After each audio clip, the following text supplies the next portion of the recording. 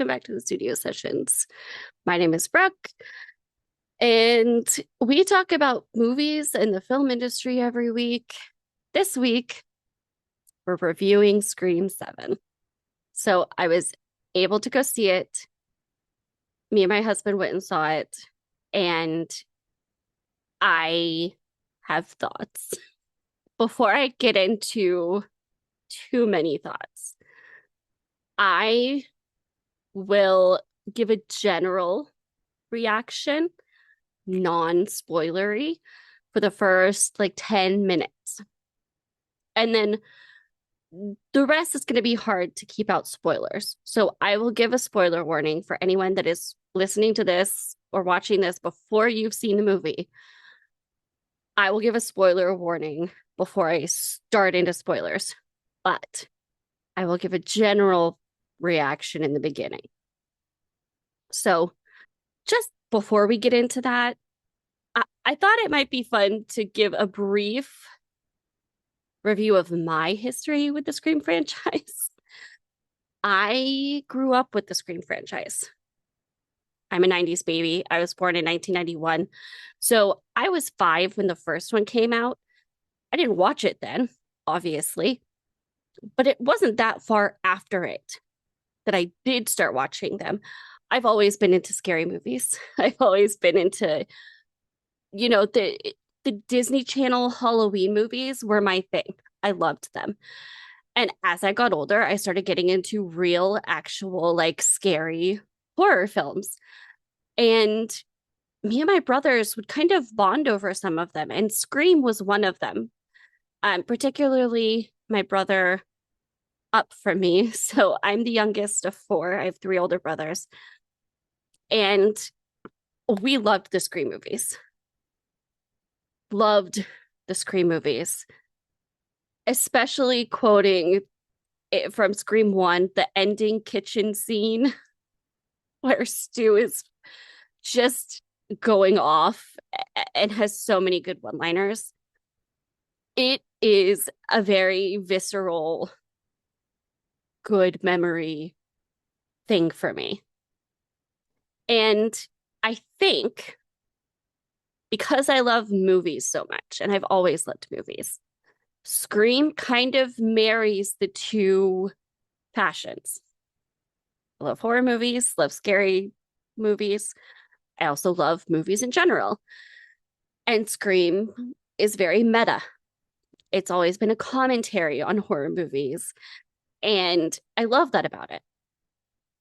And so that's really my intrigue with the franchise. Not just that. I do love the characters and the interesting plot line. And I think a lot about it really hits a good mark for me. But there's a lot of good things I can say about it that bring me back in time. And I have to say, with the more recent films, it has not hit that mark for me as well. 5 and 6 did not feel meta to me, really. They didn't really hit that mark on having a commentary in that way. Those are also the only 2, well, 7 now, but the only 2 at the time that were not directed by Wes Craven. The first 4 were Wes Craven, even 2011, with it being so far after the third. It was Wes Craven. And so it just didn't hit that mark that I was used to in a Scream movie, where it's commentating on something. It's a narrative about some specific part of scary movies. I have to say they tried. I think with the comments from Mindy about franchises and legacy sequels and all of that, that was their attempt at bringing that in. It missed the mark for me. It missed the mark on it feeling meta, on it feeling commentative in a way I was used to. in a way that I really enjoyed and I found very intriguing and entertaining. And it's where a lot of the commentary that was funny to me came from. It's why a lot of those comments at the end of Scream 1 in the kitchen are funny. Movies don't make killers, movies make killers more creative, things like that. And so I was very unsure what another shift would do going into Scream 7. I was very positive about Nev coming back. I personally wanted to see Sydney in it. It wasn't just that we missed Sydney altogether in 6. We also barely had her in 5. Like, yes, she was in 5, and people don't comment on her not being in 5 because she was technically in 5, but it was for such a small amount of it. And it felt very disjointed from the rest of it. Like, it kind of felt like she was just there to be the experienced person and come in and help fight. There was no plot line really for her. There was no really external scenes for her besides being called back in. And I didn't enjoy it. I didn't enjoy that about it. And 6, she wasn't in at all, which again, not a big fan of. So I was extremely excited to see Sydney come back for 7. I was so, so excited for that.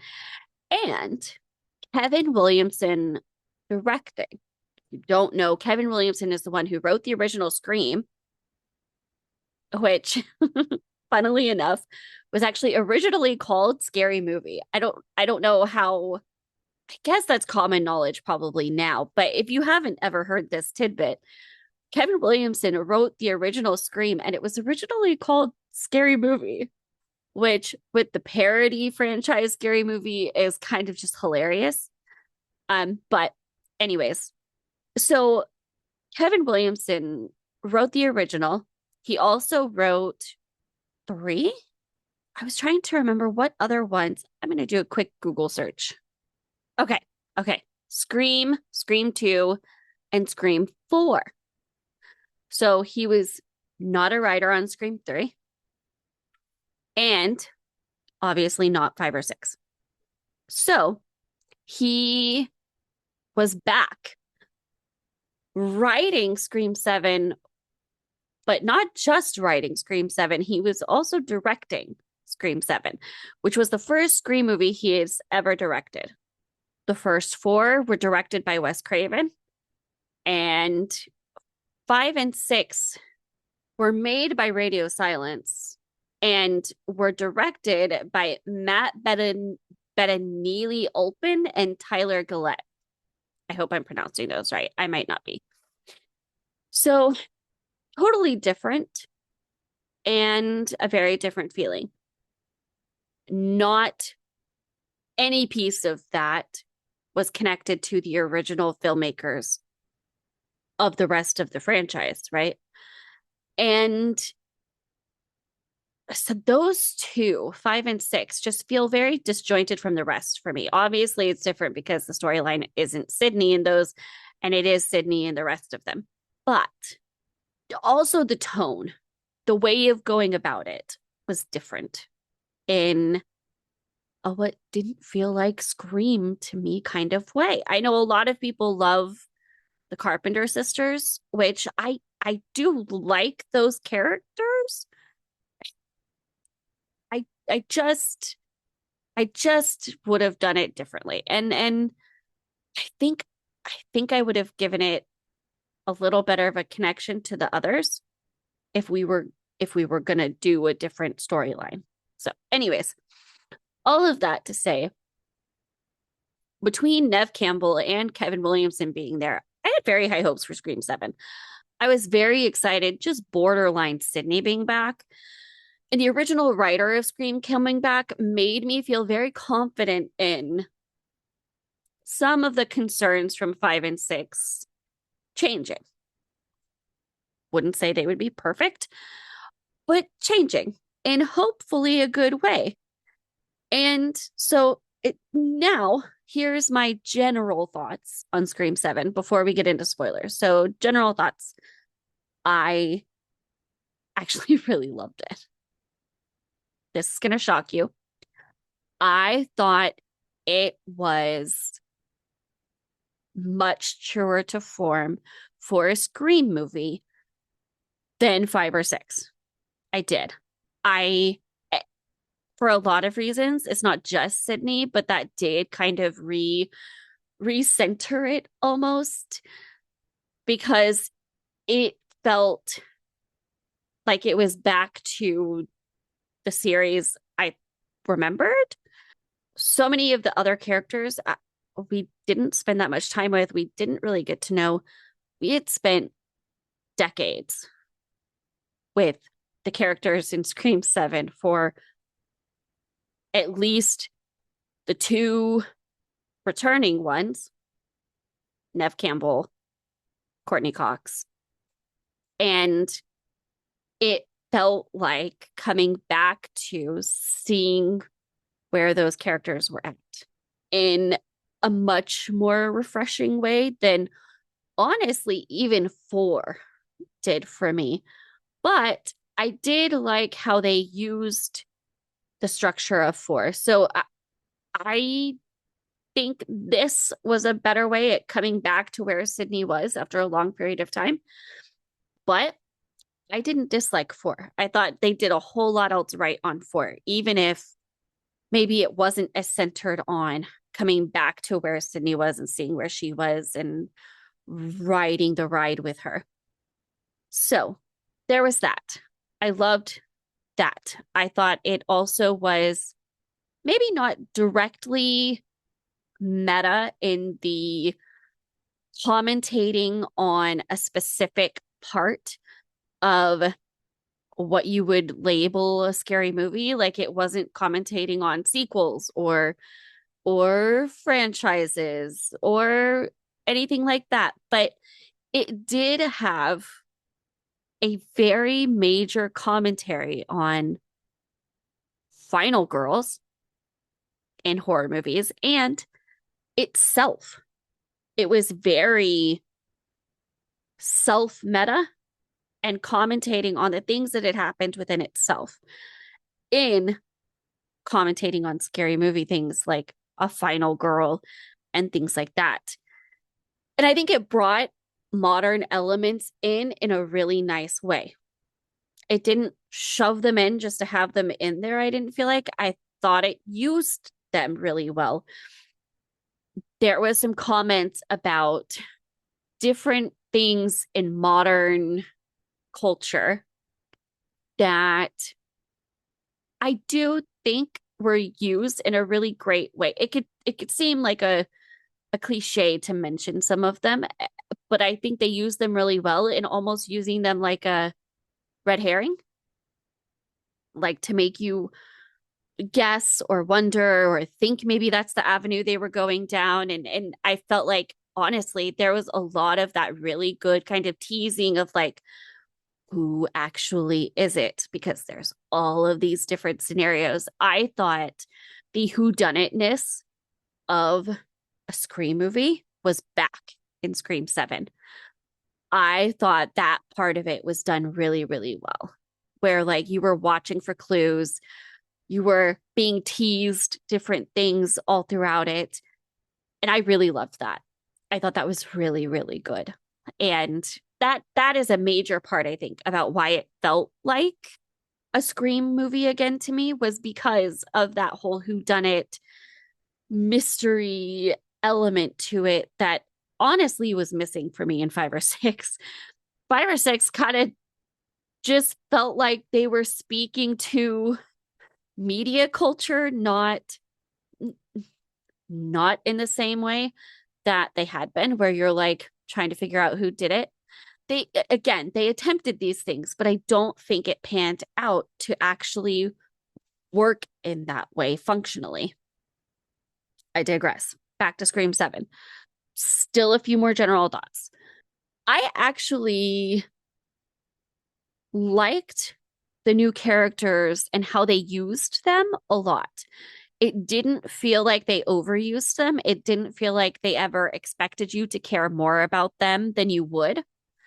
And I thought they did a really good job of, during the kills, which I'm not going to spoil right now, but making it appropriate to who it was, and intriguing and exciting, and you caring about it for more than just needing to care about that character. I hope that makes sense. And I don't mean in a like really graphic kind of way where it's just shock value, but more the thrill behind it is there. The chase, the excitement of it, the that might sound really, really interesting too, to phrase it that way, but I don't know how else to describe it. I mean, okay, let's be real. The reason you watch scary movies is like it's adrenaline, right? It's like going on a roller coaster. The adrenaline from being scared is the fun of it. And so the chase with Ghostface in these kills felt more exciting. And whether you knew the character a long time and cared about whether they lived or not, that might sound interesting too. It's an interesting format to discuss in that regard, but the thrill of the chase, the excitement of the chase, the drama of the chase was always there in a way that met appropriately how long you had known that character, how well you knew that character, and how much you would be invested in that character. They didn't ask you to be more invested in a character than was appropriate and realistic. And I have to say, I don't know if I feel that way about every horror movie I've watched, where sometimes it does feel like they're kind of banking on you being more invested than they've given you the ability to be. But that's just me. So, okay. That probably was my other main thing, was the way they used the new characters was really well done, in my opinion, and felt appropriate. Okay. Spoiler warning. Here's your chance.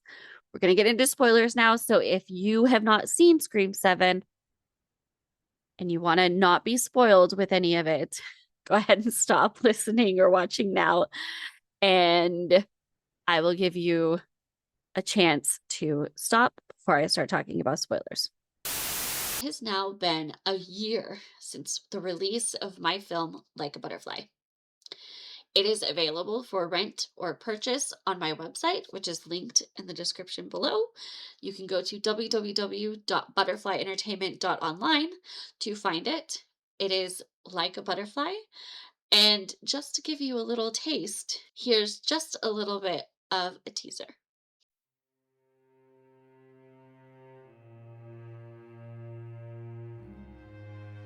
My story actually starts before I was even born. Pretty quickly, it became obvious that something was wrong. It is Tuesday, and my appointment is tomorrow. My first appointment with the infertility doctor, or fertility doctor, whichever way you want to look at it. In some ways, I guess I can be thankful that it was so obvious that something was wrong, because it was how I was diagnosed. They said I wouldn't make it, and even if I did, that I'd have horrible complications and no quality of life. But that wasn't the plan God had. And then they did another ultrasound.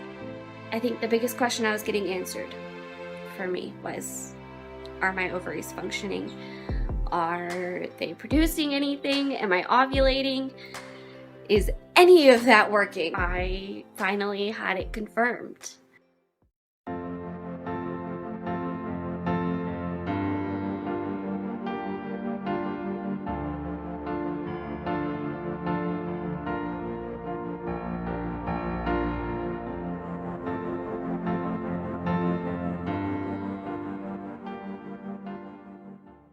We're hosting winter screenings of Like a Butterfly.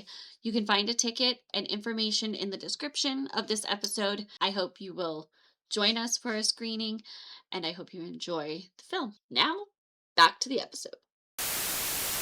Okay, now we're going to get into spoilers. Oh my goodness, the way they used Matthew Lillard.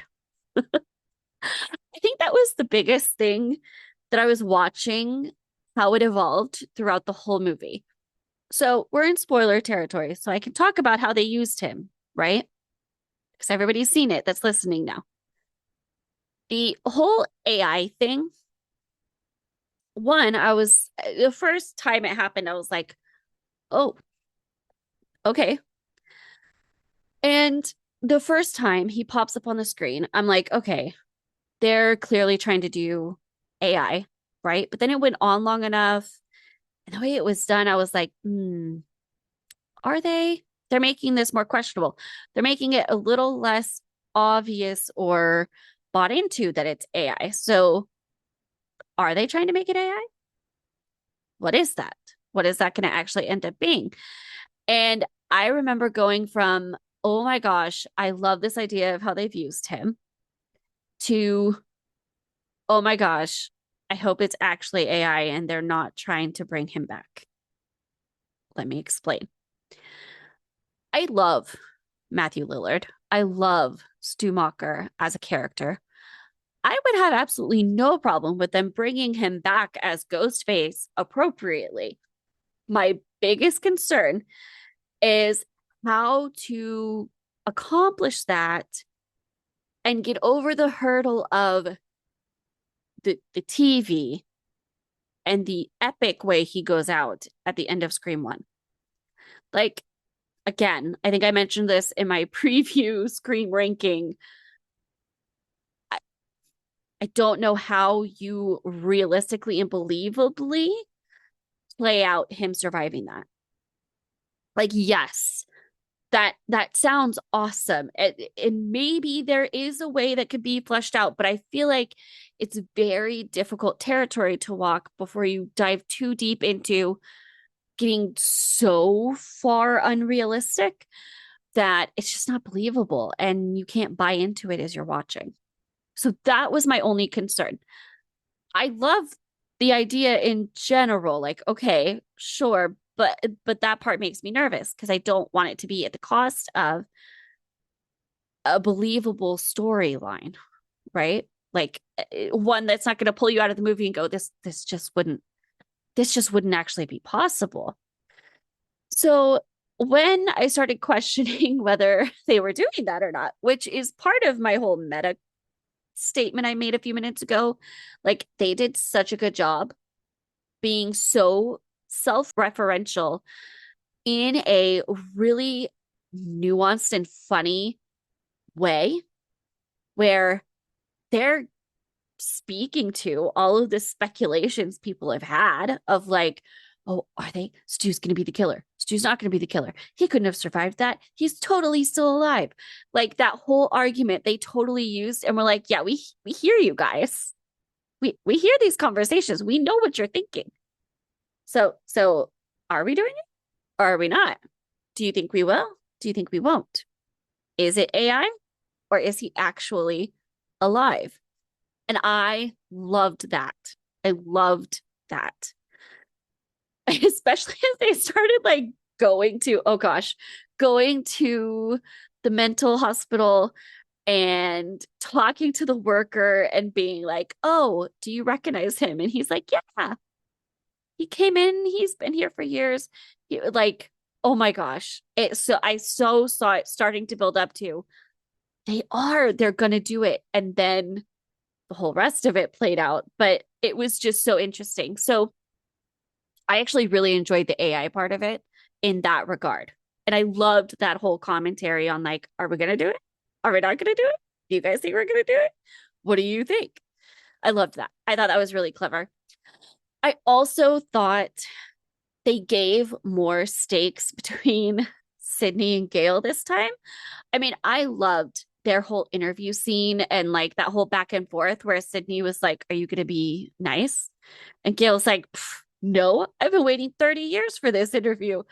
I actually really appreciated that. I did think that they kind of made Gail seem mean. I thought they didn't make Gail look very good. I thought they made her look kind of mean. But to be fair, if you go back and watch the first Scream, in the beginning, she kind of is. Like she really she's not nice to the people around her. She's she's exactly that same way. So I guess it was truer to form, like more of a Scream One Gale, and we hadn't gotten that in a while. So that felt different, but then it does make sense. And I loved that back and forth between them before the interview. So I thought that was interesting. And then you have the kills, which were interesting. Like I mentioned, I did not think they ever asked you to be more invested in a character than you were. I thought they matched that well. And like maybe these weren't all like you weren't totally able to get completely invested in a character, but the whole scenario you were invested in. And that was really cool. So I thought that was really well done. And I really enjoyed it.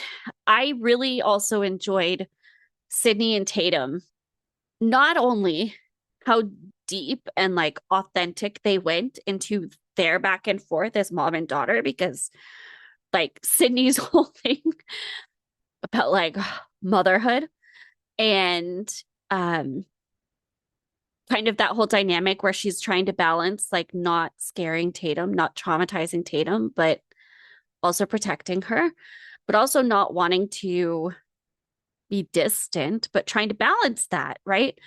That was so good. And I thought that was a really good way of like bringing Tatum in and introducing that, because I do think that really kind of endears you to her because you see her trying to get close to Sydney. You see her trying to understand her and everything she's gone through and desperately wanting to know her more and know more of this about her. And you see the struggle on Sydney's side where she's trying not to traumatize her daughter. And I thought that was an amazing dynamic. And I loved that the whole third act was just them against Ghostface. Like I loved that idea. I loved that. Um okay, so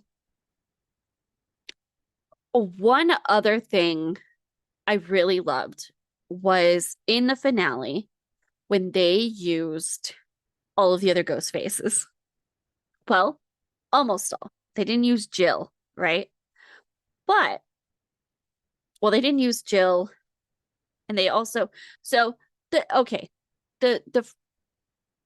three of the seven ghost faces, I guess. Not all of them, but a lot. It was decent. I loved that they used the previous ghost faces. I loved who they chose and the dynamic there. And I thought Sydney's reactions were really like interesting to watch because I could imagine being in her shoes and just being so traumatized by even seeing them. And that was really interesting. And then throwing in Dewey, that when I saw Dewey, I was like, oh, they did not use Dewey. Like that felt like you're sitting there going, oh, of course, you love all of these people as Ghostface, like they they bring something out in you, right? And picturing who would be Ghostface, bringing these ones forward, you're like, of course, you're putting these people up on a pedestal and da da da da. You're thinking all of those kinds of things. And then they bring out Dewey, and I was just thinking, oh, that's so low. To use Dewey like that felt so low. And I was like, oh, how dare you? But it felt appropriate. It felt right. It made sense. It was just like, oh my gosh, Dewey. So I loved that they had him in there. That was not how I was expecting it, but I did appreciate it. And it was really cool seeing like the other ghost faces, seeing Roman and Mrs. Loomis and all of that. I thought that was really cool. And Sydney running around the house the whole time going, "Who are you?" Like, and reacting to them and what they were saying. It was great. Especially when Mrs. Loomis was like, "You killed my son." Sydney was like, "And I do it again." That was so good. I loved that aspect of it where I felt like Sydney was back in like her fighting phase, and it was really good. I also really appreciated their kind of nod to like, yes, we named her daughter Tatum, and there might be questions around that. Like, you might wonder why. And kind of Sydney's reaction to like, why wouldn't I name you after her? She was my best friend. I loved her.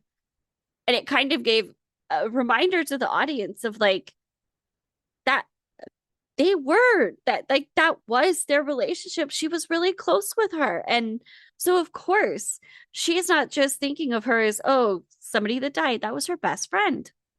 So yes, she mattered to her more than that. It was, yeah, it was good. And I have to say in the finale, the very, very end where she said she was past her prime and Sydney goes past my prime. That was really good. And then Tatum saying, "I'm Sydney Prescott's daughter." I thought they ended it really strongly. It will be interesting to see what evolves next. But overall, I mean, yes, I do still think we have ghost faces who, and I haven't even revealed or talked about, commented on that yet. The ghost faces, the reveal, who it was, right? Like I I've seen a lot of discourse online about that and kind of people liking it or disliking it depending on what you were hoping for. I didn't dislike the reveal. I thought it was actually a really interesting scenario to put Sydney in, being on the porch and everything. But I I don't know if I would have chosen that connection to her. But I mean, it wasn't the worst. It wasn't my least favorite. I would say I would love to get back to it being people legitimately connected to her more. That didn't feel like, I mean, I get in the last several ones, there's been an idea of like this whole thing has blown up so much and she's become so famous that it's people are going crazy. And that's who's becoming Ghostface. And I think that's an interesting storyline it, it, if you write it correctly in like one way, right? But I think the heart of Scream is it all comes back to Sydney. And that's where the attempts at that in the last few movies have lost me. Jill was a great one, I thought. I thought it was a little more disconnected than I expected, especially after Roman. But I I wasn't sad about that. I thought that was appropriate. It was a connection to her, right? And in a really interesting way of commentating on the whole fame thing. But 5, 6, and 7 for me, 7 included in this. Seven's killers were not completely disconnected from her. Like it wasn't, there was no central cost to it, but it just kind of felt like a little bit of a refresh on the someone being a crazed fan idea. And I'd like to see more. Like I'd like to see more of the like the Roman one is probably my favorite. The reveal, probably my favorite. I know a lot of people loved Scream 1 reveal, which it is good. And that is, I mean, that whole scene, I've talked about how much I love that. But the Roman reveal is so good. It is my favorite. And so to have that much connection and heart and stakes in the relationship between Sydney and Ghostface feels meatier. Like it feels deeper. Feels like higher stakes. It feels more important. It feels riskier than just somebody that is kind of a crazed fan. And that's again, that's not a bad concept start. I just feel like that idea needs to be a little more fleshed out, in my opinion. That whole way of approaching it with it. Because the whole idea behind Scream is it all comes back to Sydney and it's somebody connected to Sydney. And so when that's not there, or that's not, it's not a full connection and it feels too distant, that gets hard. And I know this far into the franchise, it probably is hard to think that way and have something feel that way again. But those are just my initial feelings from when they did the reveal and you found out who it was. That was interesting. I did think it was really funny. The first ghost face unmasking, and she's like, "Who are you?" And that was really interesting. And that it was a connection to her neighbor the whole time and not Stu. Like they were worried about, that was interesting. So that was just my initial thoughts on that. That was, yeah, that was my first reaction. Not my least favorite, also not my favorite. So I overall really enjoyed Scream 7. I really think I saw somebody comment that this was the refresh or reboot or however you want to say it, restart, reconnection that 5 should have been. And honestly, I actually really agree with that. I think I think it was a random move to go that far away from Sydney for 5 and 6 that I don't know if it helped the series, really. And I felt much more connected to this one than the other. And that can be preference. And I know a lot of people love Sam and Tara. That's just my feelings on I definitely felt like this was more of a coming home to Scream than 5 or 6 ever was. And probably ever had a chance of being for me at least. So I was very happy with it. The opening scene, oh my goodness. I haven't even talked about the opening scene. There's so much with this movie I could go into. The opening scene, just briefly, I thought was very, very good. I really liked it. It was so I I I liked it a lot. I will say, and I told Andrew, my husband, this afterwards. I missed the knife kind of flinging into the logo, you know, where like the ending of the opening is Ghostface stabbing down onto the person and it like as the knife comes down, it swoosh to the logo, right? I was missing that element. I loved that element, but burning the house down was a choice. So that was epic. I didn't hate that either. So it was good. It was good. And it was also very much like Ghostface felt more like Ghostface in this one.